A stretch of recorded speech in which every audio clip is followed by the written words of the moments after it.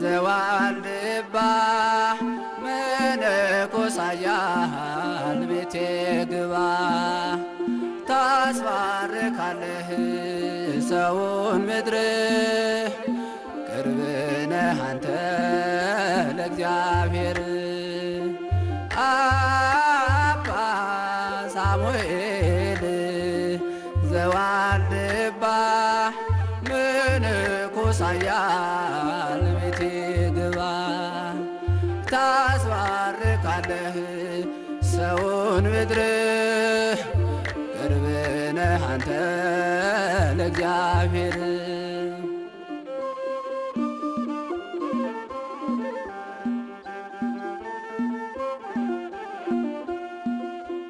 የበረሃው መናኝ ግሩም ነው ገድልህ ምድርን አስባርከሃል ከፍ አድርገህ በእጅህ። ታምር ነው ገዳምን ላየ ረድኤት በረከት ገበየ። ልጆችህ በገዳም ውስጥ ያሉ ሳሙኤል ሳሙኤል ይላሉ። አባ ሳሙኤል ዘዋልድባ መነኮሳያን ቤቴ ግባ ታስባርካለህ ሰውን ምድር ቅርብ ነህ አንተ ለእግዚአብሔር።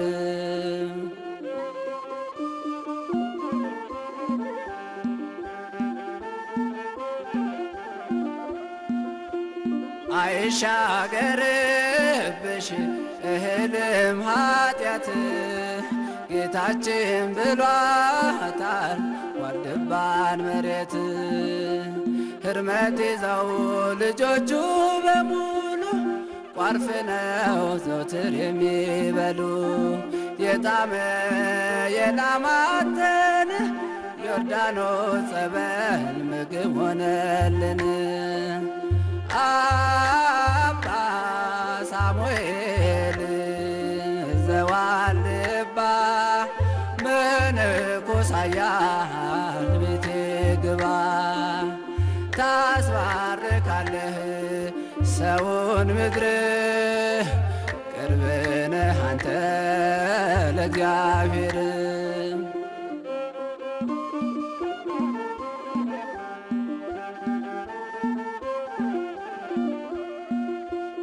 አስኬማውን ለብሶ በገዳም ሲኖር የትሕትና አባት ነው የሕግ መምህር።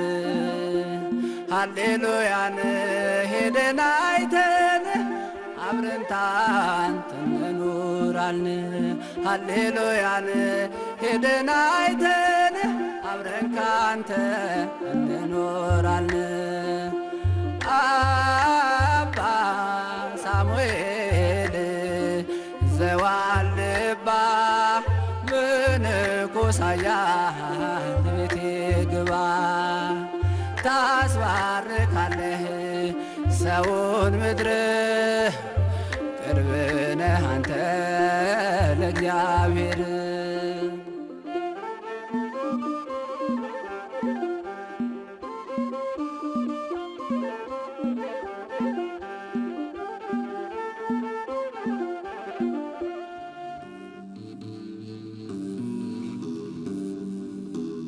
በኢትዮጵያ ኦርቶዶክስ ተዋሕዶ ቤተ ክርስቲያን ተሳቱ ቅዱሳን በአፄ አልዓሜዳ ዘመነ መንግሥት በ486 ዓመተ ምህረት ከመጡ ወዲህ አባ አረጋዊ በኢትዮጵያ የመጀመሪያው አበመነኮሳት ናቸው።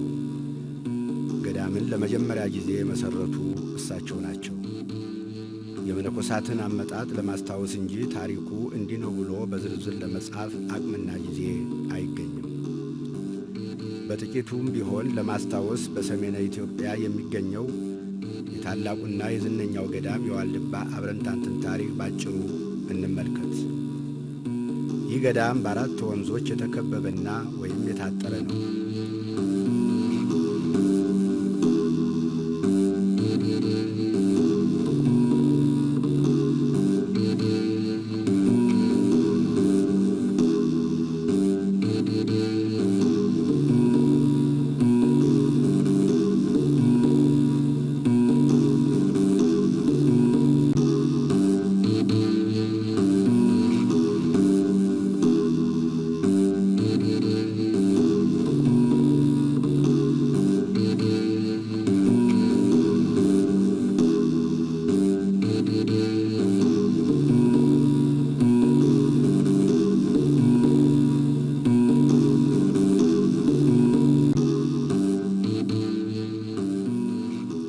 የዋልድባ ገዳም የተቆረቆረው በ485 ዓመተ ምህረት እንደሆነ የገዳሙ ታሪክ ይናገራል። ነገር ግን በመካከሉ ገዳሙን የቆረቆሩ አበው የገዳሙን ሕግ በማውጣትና ሥርዓተ ገዳሙን በመጠበቅ 278 ዘመን ከቆዩ በኋላ በ857 ዓመተ ምህረት ጉዲት መነኮሳቱን በሰይፍ አስፈጀቻቸውና የጉዲት ዘመነ መንግሥት አልፎ አንበሳ ውድም እስኪነግስ ድረስ ጠፍቶ ቆይቷል።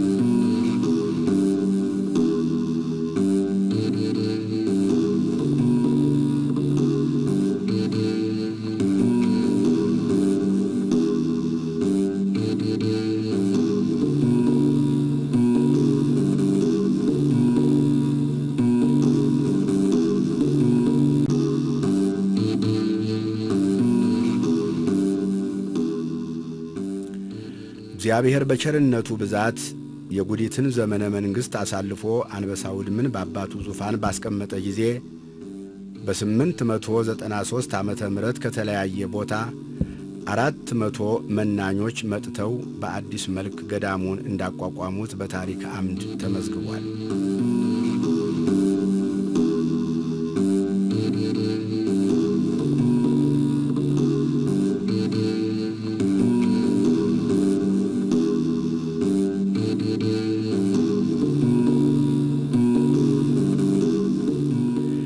እነዚህ መናንያን የመጣውን እያመነኮሱ እነሱ ሲያልፉ የመንፈስ ቅዱስ ልጆቻቸውን እየተኩ 369 ዓመታት በሰላም ከኖሩ በኋላ እንደገና በ1277 ዓመተ ምህረት ገዳሙ ጠፍቷል።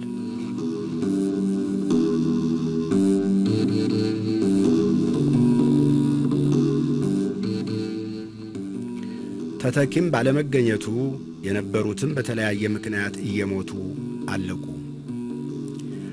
40 ዘመን ሙሉ ጠፍ ሆኖ ከቆየ በኋላ በ1319 አባ ሳሙኤል የተባሉ መነኮስ ጠፍቶ የነበረውን ገዳም እንደገና አቋቋሙት። የአባ ሳሙኤል የምንኩስና ትውልዳቸው እንደሚከተለው ነው። አባ አረጋዊ ለአባ ክርስቶስ ቤዛነ፣ አባ ክርስቶስ ቤዛነ ለአባ መስቀል ሞዓ፣ አባ መስቀል ሞዓ ለአባ ዮሐኒ፣ አባ ዮሐኒ ለአባ ተክለ ሃይማኖት፣ አባ ተክለ ሃይማኖት ለአባ መድኃኒነ እግዚ፣ አባ መድኃኒነ እግዚ ለአባ ሳሙኤል፣ አባ ሳሙኤል ለደቀ መዛሙርቶቻቸው ሥርዓተ ምንኩስናን አስተምረው ምንኩስናን አስፋፍተዋል።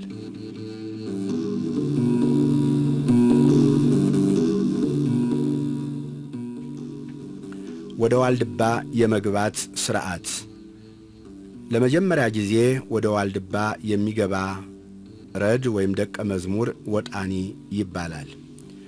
አንድ ሰው ሕሊናውን ለምነና አነሳስቶ ወደ ዋልድባ ገዳም በሚገባበት ወቅት በገዳሙ ሕግ ከየትም ይምጣ ከየት ማንም ይሁን ማን እግሩን አጥበው ማረፊያ ሰጥተው ይቀበሉታል።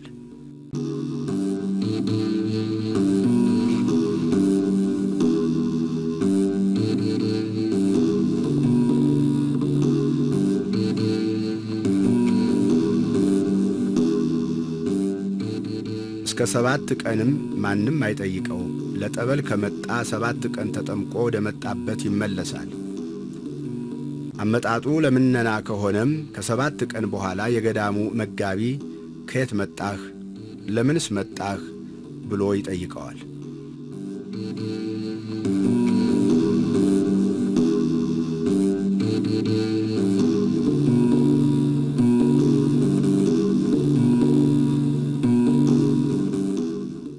ነገር ግን 7 ቀን ሙሉ ለምንም ይምጣ ለምን ምግቡና መኝታው ሁሉ ይሰጠዋል።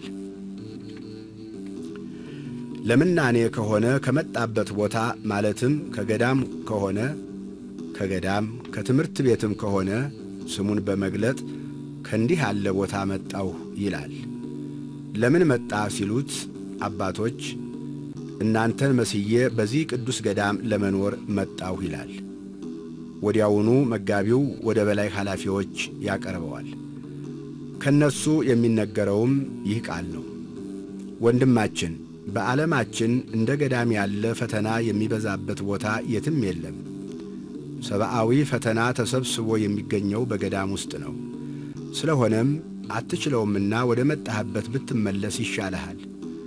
ምክንያቱም ብዙህ ሕማሞሙ ለጻድቃን ማለት የጻድቃን መከራቸው ብዙ ነው በተባለው መሠረት በዚህ ዓለም ከሚኖሩ ሰዎች ይልቅ በምናኔ ወደ ገዳም በሚገቡ ሰዎች ላይ የሚደርሰው ፈተና የበለጠ ከባድ ነው። ስማ ልጃችን፣ አባቶች በዚህ ገዳም የሚኖሩት የዚህ ዓለም ትዝታ የሚያደርስባቸውንና ከዚሁ ከገዳም የሚቀበሉትን ፈተና ችለውና ታግሰው ነው። አባቶች የሚዋጉት ከዚህ ዓለም ብቻ ሳይሆን ከረቂቃን አጋንንትም ጋር ከመዋጋት አቋርጠው አያውቁም። ጦርነቱም እስከ ዕለተ ሞት ድረስ የሚያከትም አይደለም። በጠቅላላው በገዳም በመናንያን ላይ የሚደርሰው ፈተና እጅግ ብዙ ነው።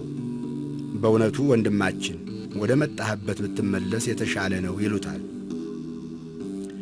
የወጣኒው መልስ አባቶች እናንተን ያስቻለ መድኃኔ ዓለም ያስችለኝ፣ እናንተን ለመምሰል ቆርጬ ስለመጣሁ አልመለስም፣ ይልቁንም ፈቃዳችሁ ይሁንልኝ ብሎ ይለምናቸዋል። እነርሱም መክረው በል ከዛሬ ጀምሮ ተቀብለንሃል ይሉታል። ከዚህች ሰዓት ጀምሮ ሥራ ይመደባል። በዋልድባ ገዳም ሥራ ክቡር ነው።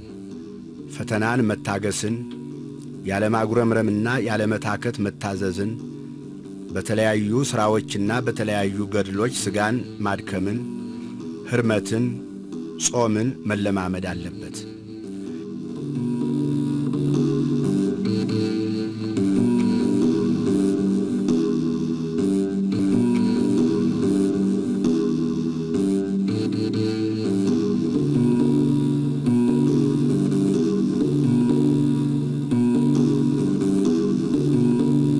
እነዚህን ሁሉ ለማድረግ የማይሆንለት ከሆነ ከወዲሁ ምርጫውን ማስተካከል አለበት።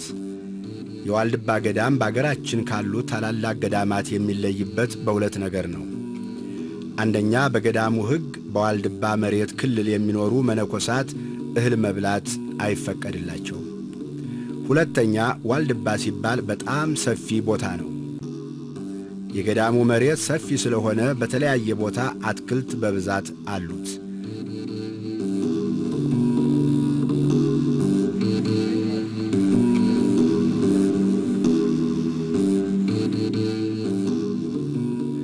በእነዚህ ቦታዎች የሚመደብ ሰው አትክልት መትከል፣ መኮትኮትና ውሃ ማጠጣት፣ ሌሎች አስፈላጊ የሆኑ ተግባራትን ማከናወን፣ በቦታው ከሚኖሩ መሰሎች ጋር በመስማማትና መቴረ ፈቃድን በማሳየት ደከመኝና ሰለቸኝ ሳይሉ ማገልገል ይጠበቅበታል።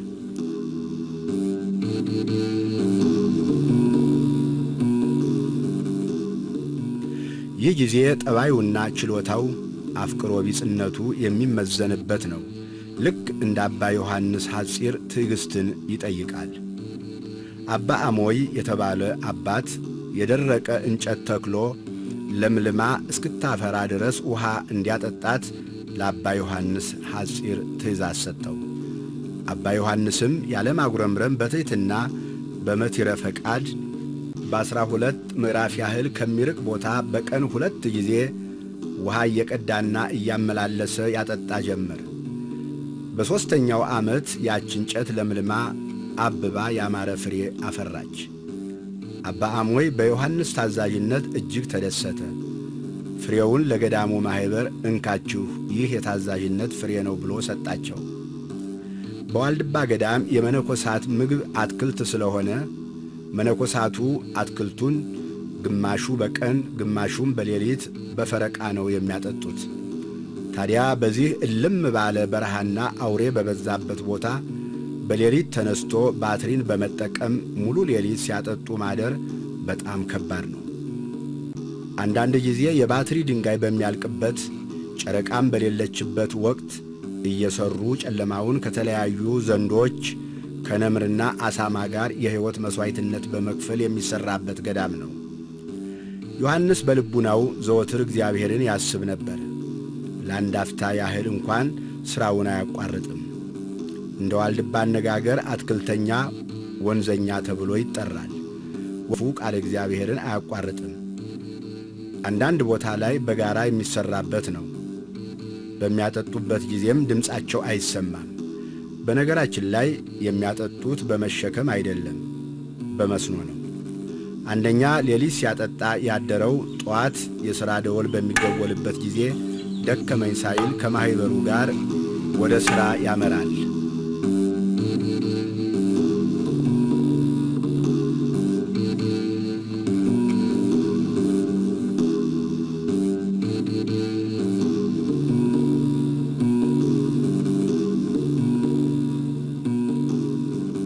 የኑግ ወገጣም ይሁን እንጨት መሸከም የተገኘውን ሥራ ይሠራል።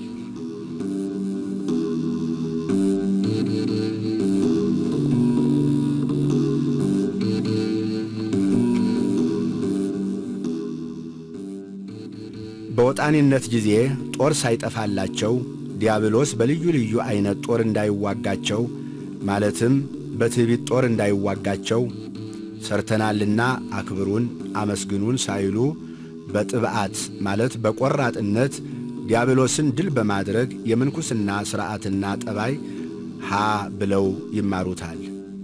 ራስን የመግዛት ጠባይ መላ ሕዋሳትን በልቡና ወስኖ ተዘክሮተ እግዚአብሔርን መያዝ ነው። በተለይ በዋልድባ ገዳም አፍአዊና ውሳጣዊ ሕዋሳትን መሰብሰብ በተለይም ለወጣኒ የሚገባ መሆኑን አበው ይመክራሉ።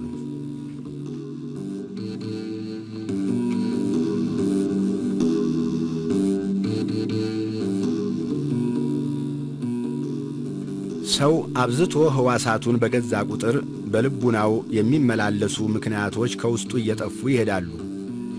በዋልድባ ገዳም ከዕለት ምግብ ጀምሮ ምንም አይነት የግል ንብረት አይፈቀድም። ልብስ እንኳ ለአንድ መናኝ በየ6 ወሩ ግማሽ አቡጀዲድ ይሰጠዋል እንጂ ሌላ የሚያገኘው የለውም።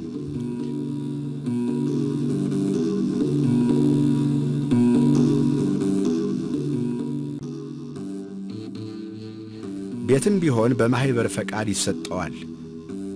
መሥራት የሚችል ከሆነም ጉልበት ካለው ማኅበሩ ፈቅዶለት ማንኛውም ወጪ ተደርጎለት በጉልበትም ጭምር ሊሰራለት ይችላል።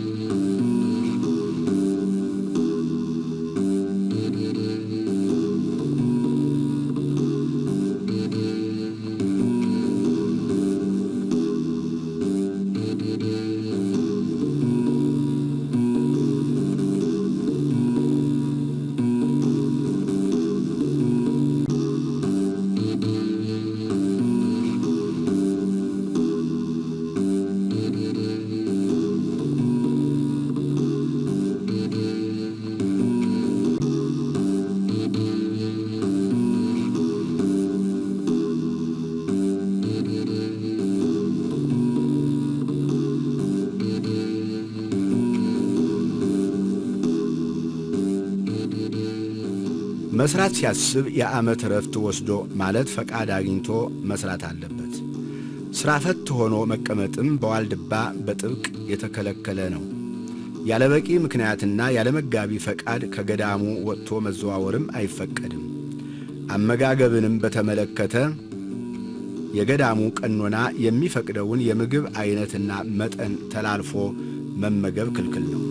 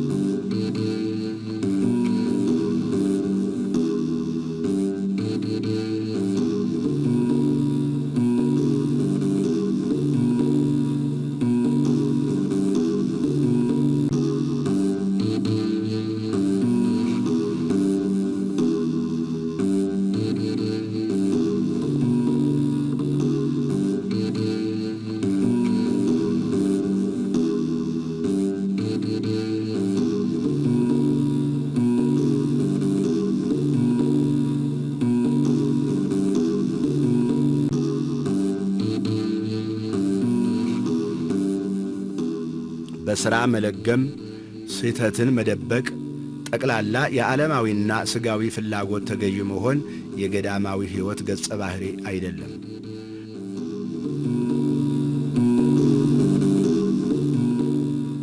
ከመገልገል ይልቅ ለማገልገል ፈጣን መሆን የገዳሙ ኑሮ ሌላው ግዴታ ነው። ከዚህ ጋር ገዳሙ የሥራ እንጂ የሰነፍ መጦሪያ ቦታ ያለመሆኑ ግልጥ ነው።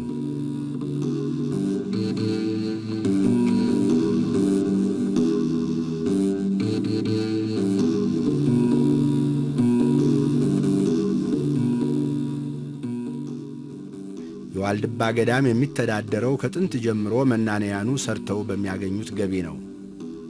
ሥራን አለመፍታት ራሱ የምናኔ ሕይወት ሌላው ገጽታ ሲሆን፣ ሥራ ፈትነት ደግሞ የዚህ ተቃራኒ የሆነ ኢገዳማዊ ጠባይ በመሆኑ በእርጅና ወይም በሕመም ምክንያት ለመሥራት የማይችል አቅመ ደካማ ካልሆነ በቀር በተረጅነት እንዲኖር አይፈቀድለትም።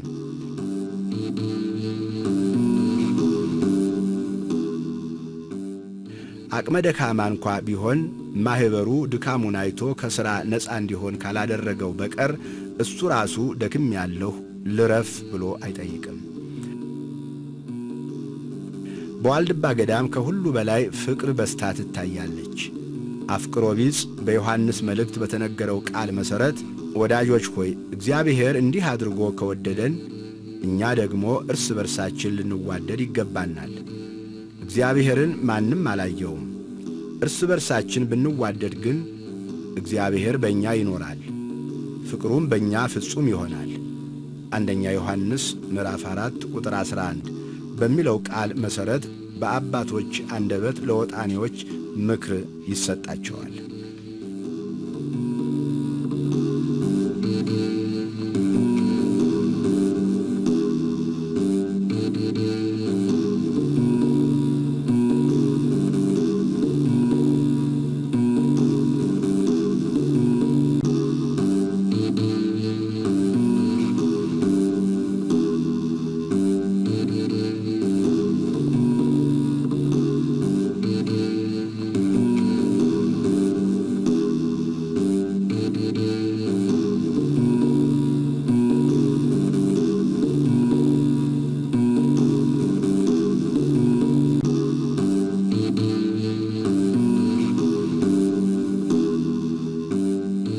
በዋልድባ ገዳም ድሮ ይኖሩ የነበሩ ወገኖች በተለያዩ ኢአማንያን ሲሰየፉ ኖረዋል።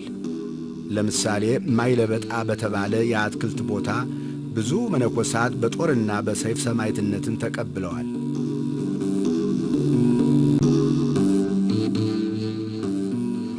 ተከዜን ተከትለው በሚመጡ ድርውሾች በዚህም ምክንያት ከገደል ተንጠላጥለው ቤት ሰርተው ግማሾቹ በዋሻ ሆነው አትክልቱን የሚያጠጣው ጠፍቶ ጭራሽ እንዳይጠፋ አርድእቱ በዚህ ቦታ አትክልቱን ሲያጠጡ ብዙዎች አልቀዋል።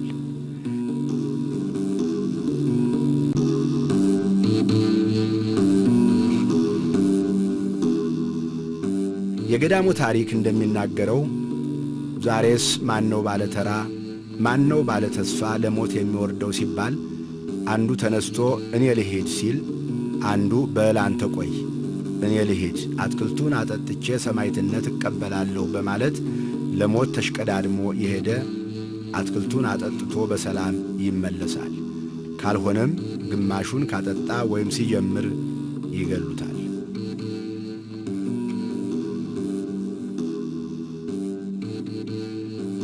ከዚህም የተነሳ ዛሬ በዋልድባ አንድ መናኝ ለሥራ ሲፈለግ በትእዛዝ ሥራ ተብልሃል አይባልም። ባለ ተስፋ ስለ መድኃኔ ዓለም ልጃችን ይባላል። እሺ በማለት ከአባቶች እግር ወድቆ ሥራውን አምላክ እንዲያስችለው ጸልዩልኝ ብሎ ከማኅበሩ እግር ይወድቃል፣ ይጸልዩለታል። ከዚያም ሥራውን ይጀምራል።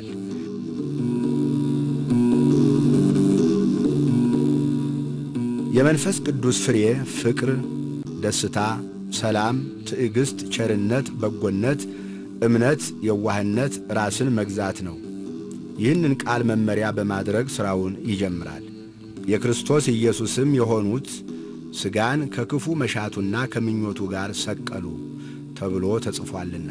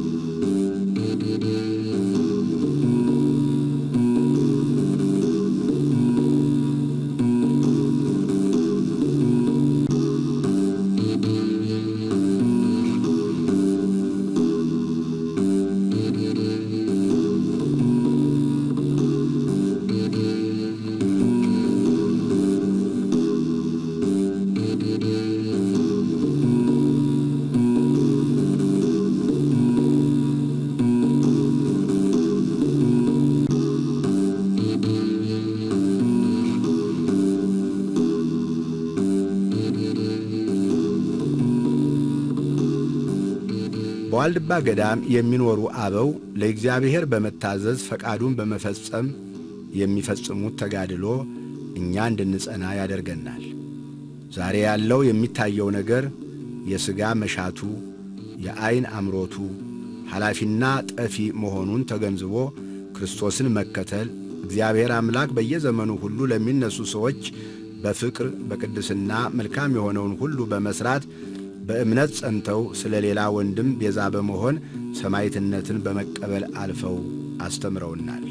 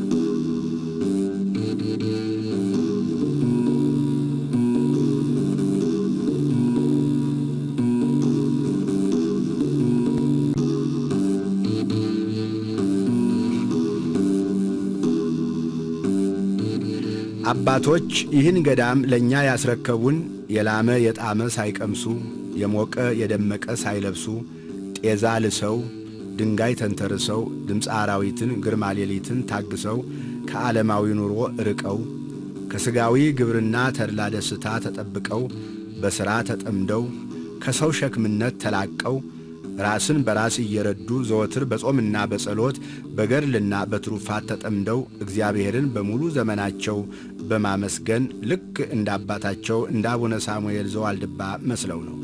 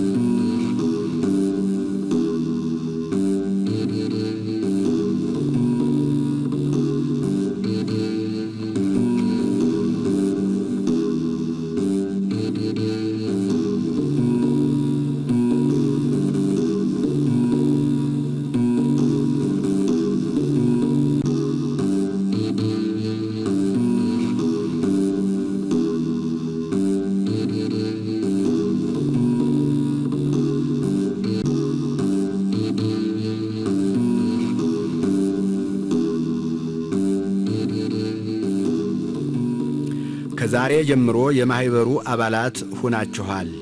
የአባቶች አባላትና አካላት ከኃጢአት የራቁ ጽድቅን የሚናፍቁ የሥጋዊ ፈቃዳትን የሚንቁ ለዘላለማዊ ሕይወት የተዘጋጁ እንደ አባቶች መሆን ያስፈልጋል ብለው ይመክራሉ።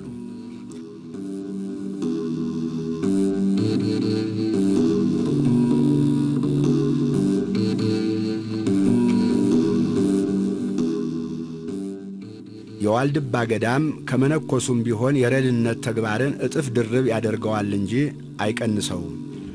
ተፈቅዶለት ለጸሎት ወይም ለቤተ ክርስቲያን አገልግሎት ካልሆነ በቀር መንኩሻለሁ ብሎ ቤት ዘግቶ መኖር አይችልም። ከሁሉም የበለጠ የሚታመንበትና የሚጠበቅበት ሥራ ነው። በተለይ በሱባኤ ወቅት ከፍ ያለ አገልግሎት ይፈለጋል። የሌሊት ጸሎት፣ የሰርክ ጸሎት መሳተፍ የግድ ነው።